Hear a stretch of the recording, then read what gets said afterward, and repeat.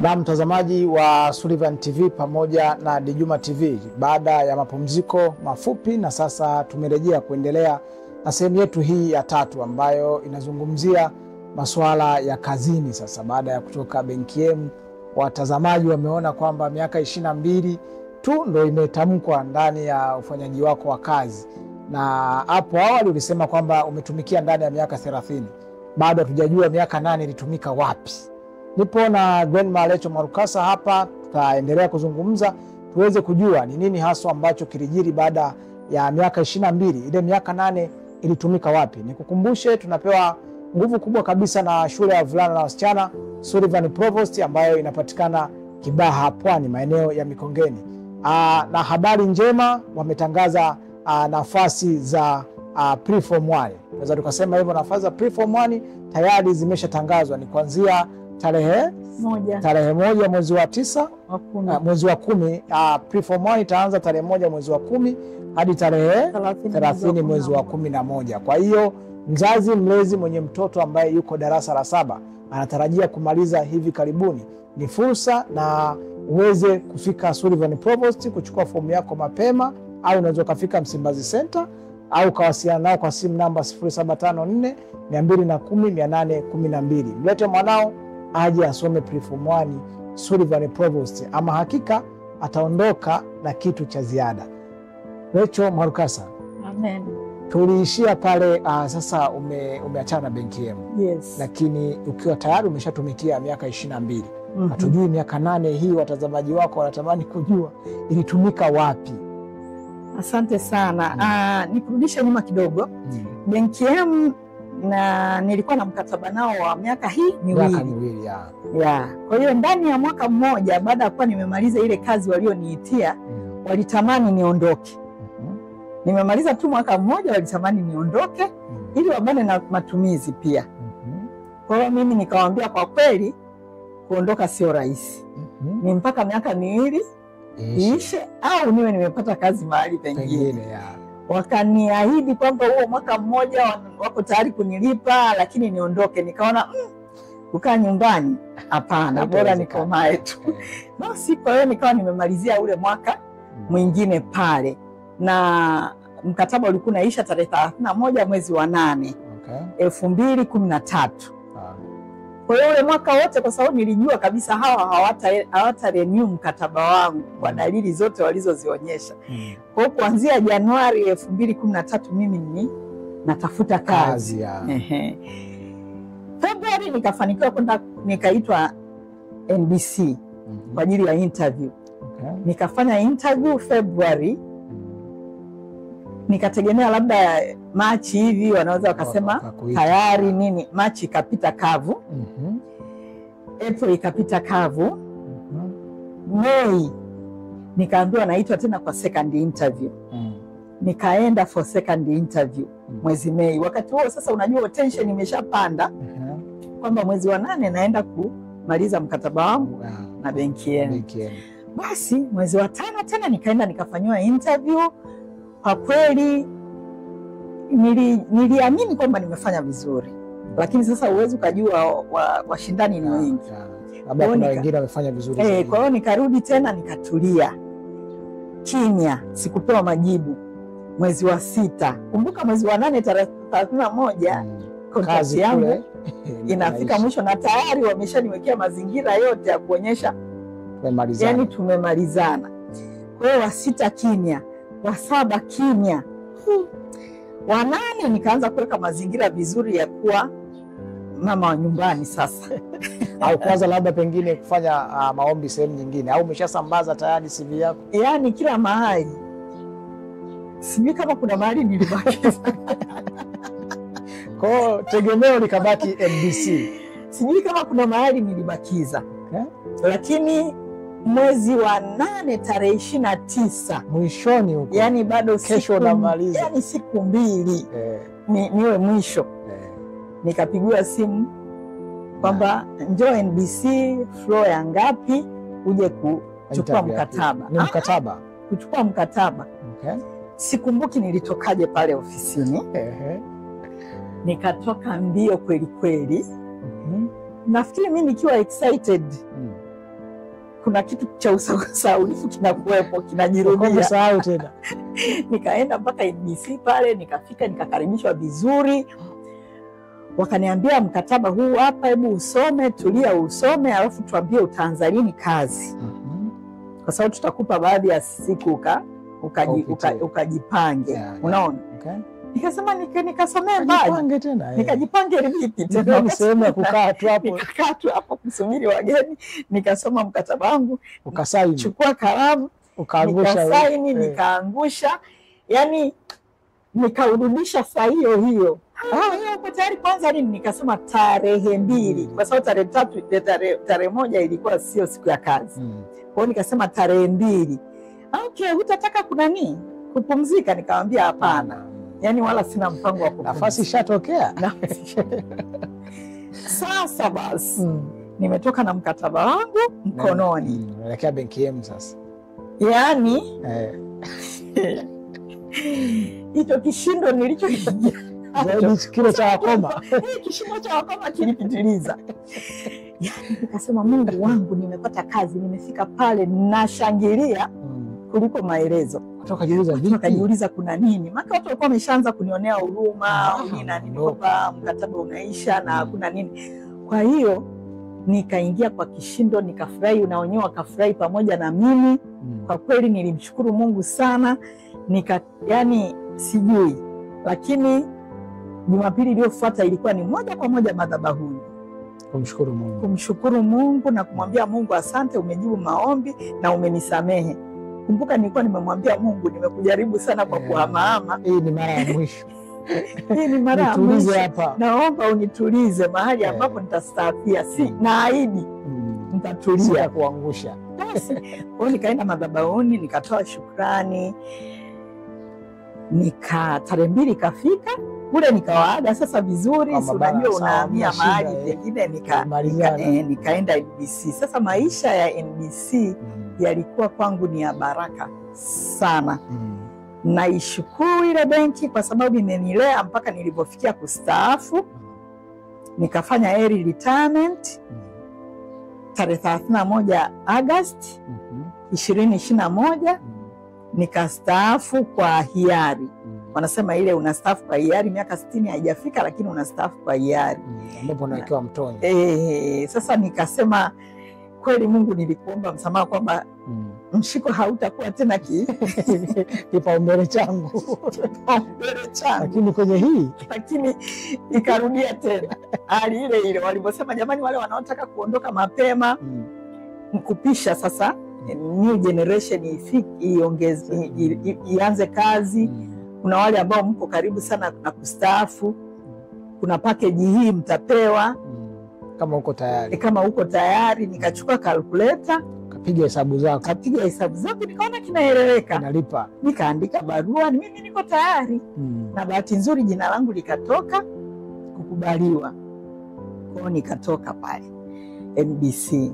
Labda wakati huko NBC umepitia benki nyingi, CRDB, umeenda Barclays, BenkiM, hatimaye NBC. Labda utofauti ni upi ambao uliuona kati ya hizi benki zote?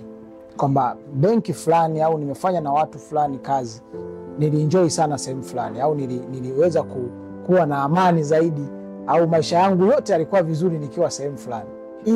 Benki zote zinalingana kwa sababu huduma kwa wateja. Zote zinalingana, na pia yani zile target wanazokupa ni zile zinakuwa very stretching. Lazima ujipambanue hasa kwamba mimi nina uwezo huu 1 2 3. Lakini kilichonipendezesha NBC, nilipata usafiri. Okay. Yani nafikiri ndio kilileta mabadiliko makubwa sana. Okay. Katika sehemu zote nilizofanya kazi nilipewa usafiri. Ulikuwa unanisaidia sana, na ndio niliona wanathamini zaidi. Yani thamani yake. Yani walinipa usafiri, kwa hiyo nikafanya kazi zangu kwa ufanisi sana, kwa sababu niliingia na position ile ile niliyotoka nao Barclays. Okay. Ukumbuke BenkiM nilienda kwa mission tu ya muda ya kutengeneza policy ya huduma kwa wateja, kuiwekea kwenye document. Ilivyoisha sasa nikawa tena kama sina cha kufanya, nipo. Kwa hiyo nilivyorudi NBC wakanichukua kwa nafasi ile ile ya area manager ambayo naangalia baadhi ya matawi hapa Dar es Salaam na usafiri. Yani nilikuwa nikiamua kwamba kesho nawaamkia Seacliff watanikuta kabla hawajafungua mlango. Na kweli wanakukuta. Ili nijue kabisa wao wanafanyaje, kwanza wanafika, wanafunguaje tawi, Kwa hiyo ile ilinipa urahisi sana. Mimi nikitoka zangu nyumbani saa 11 nasema leo naenda sehemu fulani na nitafika, na siku nzima nitafanya huko nikiwa naangalia ile wanapohudumia wateja na nini na mwenendo wao. Kwa hiyo NBC nawashukuru sana, walinilea na nilifanya kazi kwa uaminifu kabisa mpaka nilivyofikia hicho kipindi cha kusema naweza nikaondoka. Kwa kweli nilipaona ni nyumbani. Nilipaona ni nyumbani na nilijitoa kwa moyo wote kuitumikia NBC. Walikuwa wakikuchanja ni yani wakinichanja ni NBC kabisa. Yani NBC mtupu. Ni NBC mtupu, na ndio nilipostaafia. Na namshukuru Mungu sana kwamba tangu 2021 miaka 4, maana nilikuwa na 56 nilipostaafu. Nimekaa nje miaka 4 nikiwa sasa nakula pensheni yangu na kuendelea na kazi zangu binafsi. Sawa. Labda pengine ndani ya miaka 8 yako ni kitu gani ambacho tumekisahau hapo? Ndani ya miaka 8 ya NBC, tuseme ndani ya miaka 30 ya benki, nashukuru Mungu kwamba kuna waliopitia kwenye mikono yangu na wamepata nafasi za juu kuliko yangu. Hiyo ni namshukuru Mungu sana, kwa sababu wanasema unavyomwelekeza mtu yale maadili ya kibenki na akaweza kuyakubali na kuyaishi na akaweza kuonekana kwamba anaweza akasimama peke yake na akawa na nafasi, inaleta moyo sana. Kwa hiyo mimi nashukuru sana kwamba mpaka naondoka kuna wengi waliingia kama matela lakini wameishia kuwa meneja wa matawi wakiwa wanapita mikononi mwangu. Unaona? Kwa hiyo hiyo mbegu njema ambayo uliipanda pale hapo. Nashukuru kwa hilo, kwa sababu unajua inanipa mimi pia kipimo changu. Kwamba sikuweza kuzuia mtu asipande. Ulikuwa unatamani kuona vijana wangu wanapanda, na nilikuwa najitahidi sana kuwapa taarifa kwamba kuna nafasi hii imetokea tawi fulani. Wengine unakuta mimi jamani niende mkoa fulani, ule mkoa hapana, namwambia sasa nenda. Yani hizo nafasi ukisubiri kwa Dar es Salaam kuzipata ni ngumu kwa sababu kila mtu aliyeko hataki kutoka. Kwa hiyo unakuta mtu anaenda afu baadaye anakushukuru, anasema kweli uliniambia, kumbe maisha ni popote. Na niko huku naishi vizuri na naona napata maendeleo zaidi, hata matumizi yangu naweza kuyapangilia vizuri, kuya budget. Kwa hiyo wengi niliwashauri na wale ambao niliwakosea labda nichukue hii nafasi. Najua sikuwa mwema sana. Kama katika wale mameneja wa Noko katika wale mameneja wanaosimamia haki, yani nilikuwa najulikana kwamba mama utoboi mnoko, lakini jamani nilikuwa nakuwa mnoko kwa ajili yenu ya kuwatengeneza na nilikuwa nakuwa mnoko kwa ajili ya kusimamia haki ya taasisi nilizozipata. Yani ulibeba mabegani. Kwa hiyo hilo jina ni sahihi kabisa. Sasa hizi ndo nalipenda. Kwa sababu najua limenitoa salama. Kwa hiyo najua kabisa. Sangine nilikuwa napita nakuta kundi linanijadili hapo nikifika wanakaa kimya, nawaambia jamani mama niendelee lakini kazi ziendelee. Kwa hiyo ni jina ambalo mimi sikulichukia hata kidogo. Naomba tu anisamehe pale ambapo nilienda kinyume, kwa sababu mimi ni binadamu, sikukamilika. Lazima kuna wengi niliwaudhi, niliwatendea ndivyo sivyo, ni katika kazi tu. Yani mwisho wa siku maisha yaendelee. Karibuni sana Sullivan. Ni taasisi ambayo itasomesha watoto wenu, itasomesha wajukuu zenu. Mwe proud kwamba yule mama tunamjua, hebu mwanangu nenda kasome pale huko nyumbani na utakuwa salama, maadili yako yatasimamiwa. Kwa kweli hata shuleni pamoja na kwamba ni bibi lakini ni ule bibi mnoko. Niseme tu ni ule bibi mnoko ambaye sipendi watoto wawe walegevu au wajifanya wana fashion sana kunivalia suruali mlegezo. Hapana, nitapandisha tu na kukaza mikanda kuambia hiyo haifai. Na mtoto ambaye mzazi ambaye anamleta mtoto na kumtetea kwenye njia isiyofaa pia huwa nasimama kumwambia mzazi, kama tunaenda hivyo nampa mkono kwa heri, huyu mtoto hatutamfikisha mbali. Maana mzazi mwingine anakuja tangu siku ya kwanza anakwambia mtoto wangu akifagia ana allergy, sio anafanya, namwambia basi hapa sio mahali pake. Kwa kweli. Lakini mtoto anataka kusoma Sullivan. Anakwambia mimi hata sina shida. Ni mama tu anaogopa kwamba nikifanya kazi. Kwa unashangaa anamwambia mama, mtoto mbona anasema yeye hana shida, hana hiyo allergy. Hana, hajisikii hivyo unavyotuambia. Unavyosema. Kwa hiyo wazazi pia ni waase. Mnavyosimamia watoto wenu msisimamie kwa kuharibu, msimame kwamba waweze kukaza misuli, wawe imara. Lakini sasa hivi tunaenda vizuri. Tuko vizuri sana. Sasa hivi tuko vizuri. Naona vijana. Vijana wengi wanaokuja maselule tunaita. Anakuja anajifanya selule baada ya muda siku ya kama mwaka huu nimeona, kwa sababu nilikuwa miongoni mwa watu ambao niko shuleni. Tumepokea watoto wengine wanalia, naambia kakako atakuja kesho, mtaka kaka. Lakini sasa hivi wameshazoea maisha yanaendelea kama kawaida. Na wazazi wanaenjoy. Kwa sababu wakienda likizo wanasema yani mwanangu alikuwa akiingia ni vurugu, ataharibu hiki, lakini sasa hivi naona amekuwa na utaratibu fulani, ametulia, anafanya nini, hata ananiuliza nisaidie kazi gani, namwambia yes. Hiyo ndio bibi. Bibi ananyosha. Na mtazamaji wa Sullivan TV, Grandma, kabla hatujaondoka kwenye kipindi chetu, hatujatamatisha, labda pengine utumie fursa hii kuongea na watu wa NBC, uongozi wa NBC kwa ujumla, kwa sababu ni familia ambayo umeishi nayo kwa mwisho, umemaliza nao mwisho, na ombi lako kwa Mungu likatimia ukaondoka NBC. Leo hii ukikutana na uongozi wa NBC utatamani kuwashauri kitu gani? Kwanza nianze tu kwa kumtaja MD wangu ambaye bado yupo, Theobald Sabi. Nakushukuru sana kwa jinsi ambavyo umeisimamia ile taasisi na imekuwa taasisi yenye heshima katika mabenki yote, pamoja na timu yako yote, ma branch managers wote ambao tuliwaacha na ma area managers. Sijajua kama vyeo bado mnavitumia vyeo gani, lakini kwa wale ambao nilifanikiwa kufanya nao kazi, mimi nawashukuru sana. Ni benki ambayo imenifikisha kwenye tamati ya kazi za ajira, na nashukuru Mungu nimetoka nikiwa salama na nikiwa na afya njema.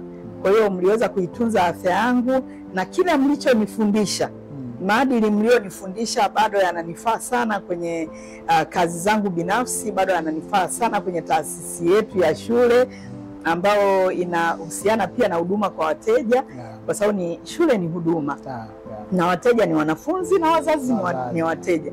Kwa hiyo mimi nashukuru sana, namshukuru sana HR Director Flora Moller. Nakushukuru sana, nashukuru wengi tu ambao simsahau kabisa, ambaye alikuwa ni immediate boss wangu, Gaudence Shawa, wote nawakumbuka kabisa. Wengine majina ni mengi, yani listi ipo ya kutosha, ni ndefu, lakini ninachosema bado ni benki ambayo mimi naiheshimu sana, na bado mimi nitaendelea kuwa mteja wa NBC damdam wanasema, na bado ni balozi naendelea kutafuta wateja kila kona. Of course benki zote nilizopita mimi ni balozi wenu mzuri sana. CRDB ni balozi wenu mzuri sana. Barclays ambao sasa hivi ni Absa, bado kuna wengi ambao nilifanya nao kazi miaka hiyo ya nyuma bado wako kule. Mimi bado ni balozi wenu. Kwa hiyo Mungu awabariki sana, tuombeane.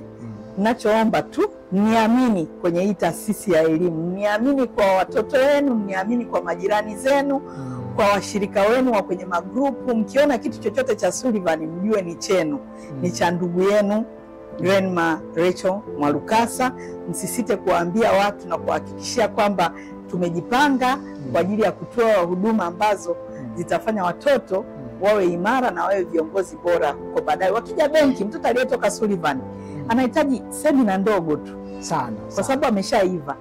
Unasema mtoto wako akiwa anataka kuolewa na mtoto wa Sullivan au kuoa mtoto wa Sullivan, haina haja kitchen party, sweet bake party, ni formality tu. Tayari yule anakuwa anajua kila kitu, ana miongozo. Kwa hiyo niwakaribishe sana Sullivan Provost Boys and Girls Secondary School. Tuko Kibaha kwa Matias, kieneo chetu ni Mikongeni, na sasa hivi nimekuwa Kibaha mji.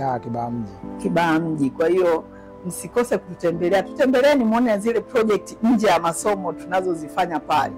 Zinafurahisha sana, hata mimi nazifurahia kwa sababu zinajenga watoto. Yes, labda pengine wazazi wamezoea kuona kwamba watoto wengi wanavyoenda pre-form 1 wanafundishwa English courses sui nini. Pengine Sullivan nyinyi mmejipangaje kwenye pre-form 1? Kwa sisi Sullivan pre-form 1 ni masomo yote ya sekondari. Watoto wajue somo hili ni nini, lina nini. Yaani tunawapa picha kamili ya somo. Kwa mfano, what is biology, itakuwa na topic gani, ili wanapoanza Januari ajue kabisa kwamba anaenda kusoma biology, physics, chemistry, akiwa anajua ni nini, apate zile introduction. Kwa hiyo wazazi ambao wanasema mtoto wangu anajua sana Kiingereza, wanafundishwa masomo sio kwa ajili ya Kiingereza. Lakini pia ni wakati mzuri wa kuanza kujifanyia orientation ya mazingira ya sekondari wakiwa Sullivan. Ili ni bweni tu, sisi hatuna day. Na unajua maisha ya bweni yanampa mtoto nafasi hata kufanya yale masomo ya ziada akiwa pre-form 1. Masomo ya tehama, atajifunza kompyuta, zile program zote za introduction akiwa pre-form 1. Cherehani, atajifunza cherehani. Unajua kukanyaga cherehani, tunaanza ile manyo kwanza, tuweki kwanza ile ya umeme ili mtoto aweze kujifunza. Atajifunza. Kwa hiyo anaweza karudi anajua kushona hata kabisa. Yaani miezi mitatu, miezi miwili inatosha sana, kwa sababu unakuta masomo ya VETA unakuta miezi mitatu. Naona kama sasa hivi naona shuleni watoto wanashona sketi. Yaani mimi nakwambia watoto wana vichwa vyepesi sana. Kwa hiyo unakuta na wale wenye interest na kupiga kinanda, watapiga kinanda kama mimi grandma ninapopiga kinanda changu hapa nyumbani najifunza. Watapata kile kichina cha kwenda mitaani na kujaribu kuongea. Unajua watoto wanashika haraka. Kwa hiyo itakuwa ni miezi miwili ambayo yaani iko full packed, vitu vingi. Tutajua nafasi zao za michezo, unapenda basketball, unapenda volleyball, unapenda football, vyote tutajua talents. Kwa hiyo tutakuwa tumeshawapanga ili Januari inapokuja tunajua hawa ni position yake ni hii. Hii ni timu fulani, ni timu fulani, yani ni moja kwa moja ku take off. Wito wako sasa ni upi kwa wazazi? Walete watoto. Wasifanye makosa. Kwa sababu wanapopeleka shule nyingine alafu baadaye wanaanza kulalamika, jamani mimi nataka kuhamia. Anakuja mtoto anakuta mnaanza naye upya. Januari ndio wakati mzuri wa kuanza. Tuanze pamoja, tumalize pamoja. Karibuni sana na Mungu awabariki sana. Asante. Na mtazamaji wa Sullivan TV, mpaka kufikia hapo mimi sina la ziada. Tumezungumza na Grandma Rachel na kubwa zaidi ametuelezea mambo mengi kwelikweli, lakini kaja kumalizia na jambo muhimu sana kwa wazazi na walezi ambao wana vijana wao wa kike na wa kiume, kwamba pre-form 1 milango itakuwa wazi kuanzia tarehe 1 ya mwezi wa 9 na ni 300 tu. Ni 300 tu. Bas. Jamani, 300 mtoto anakaa bweni. Anakula, analala, ataoga, atasoma masomo ya ziada. Jamani, mzazi au mlezi, sasa ni wakati wako. Tumia nafasi hii kuweza kumleta kijana wako Sullivan Provost. Wanapatikana Mikongeni Pwani, au unaweza kuwasiliana nao kwa simu namba 0754 210 812. Form zinapatikana Msimbazi Center au unaweza kupata shuleni. Interviews zitakuwa zinafanyika kila siku isipokuwa Jumapili kuanzia saa 3 asubuhi mpaka saa 10 jioni. Karibu sana Sullivan Provost kwa elimu bora na malezi ya uhakika.